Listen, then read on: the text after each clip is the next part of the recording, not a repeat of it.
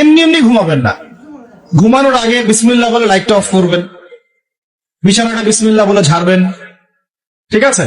Washroom থেকে পারলে অজু করে আসবেন, মশারি দিচ্ছেন, লাইট অফ করছেন, পাত্র যেগুলো আছে সেগুলো একটু ঢেকে রাখবেন বিসমিল্লাহ বলে, দরজা লাগাবেন বিসমিল্লাহ বলে। এরপর 3 বার পড়বেন সূরা ইখলাস একবার, সূরা ফালাক একবার, সূরা নাস একবার, পরে হাত একত্রিত করে ফু দিয়ে গা মাসাহ করবেন। এই কাজটা 3 বার করবেন। একবার আয়াতুল কুরসি পড়বেন, সূরা বাকারার 255 নম্বর আয়াত, আল্লাহু লা ইলাহা ইল্লা হুয়াল হাইয়ুল কাইয়ুম, এটা শেষ পর্যন্ত। এরপর সূরা বাকারার শেষের 3টা আয়াত পড়বেন, লিল্লাহি মা ফিস সামাওয়াতি, এখান থেকে ফানসুরনা আলাল কওমিল কাফিরিন পর্যন্ত। তারপর ডান কাতে পাশ ফিরবেন, বলবেন আল্লাহুম্মা বিইসমিকা আমুতু ওয়া আহইয়া। হাত নিবেন, হাতে গুনতে থাকবেন সুবহানাল্লাহ সুবহানাল্লাহ সুবহানাল্লাহ 33 বার, আলহামদুলিল্লাহ আলহামদুলিল্লাহ আলহামদুলিল্লাহ 33 বার, আল্লাহু আকবার আল্লাহু আকবার আল্লাহু আকবার 34 বার। ঘুমিয়ে যাবেন।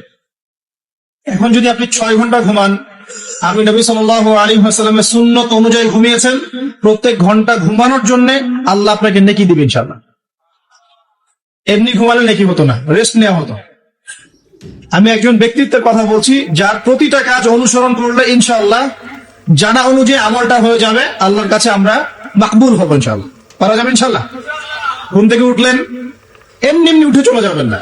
উঠেন, বসেন, বসে ঘুমের ভাব দূর করেন, দূর করে বলবেন আলহামদুলিল্লাহিল্লাযী আহইয়ানা বা'দামা আমাতানা ওয়া ইলাইহিন নুশুর। এবার বাথরুমে যান। বাথরুমে গিয়েই বাথরুমে ঢুকে গান গাওয়া শুরু করবেন না।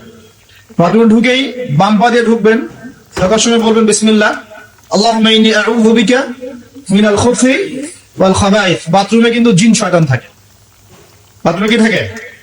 বিজ্ঞান এটা প্রমাণ করতে পারে নাই, এইগুলো নাসা বিশ্বাস করবে না, কিন্তু আল্লাহর রাসূল যেহেতু বলেছেন আমরা বিশ্বাস করব। বিজ্ঞান কি সব আবিষ্কার করতে পেরেছে? বিজ্ঞান কি সব আবিষ্কার করতে পেরেছে? বিজ্ঞানের আবিষ্কার কত পার্সেন্ট? এই মহাবিশ্বের 1%ও না। মহাবিশ্বের 1%ও না। আমাদের দেহের মধ্যেই যে রূহটা আছে, এই রূহটার কি কোনো ব্যাখ্যা করতে পারা গেছে? রূহটা কেমন, কঠিন না তরল না বায়বীয়, ব্যাখ্যা করা গেছে?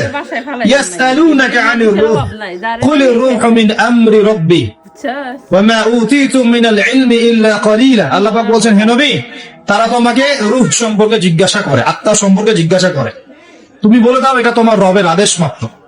রবের আদেশে এসেছে, আদেশেই চলে যাবে। আর এ বিষয়ে তোমাদেরকে বেশি জ্ঞান দেওয়া হয় নাই।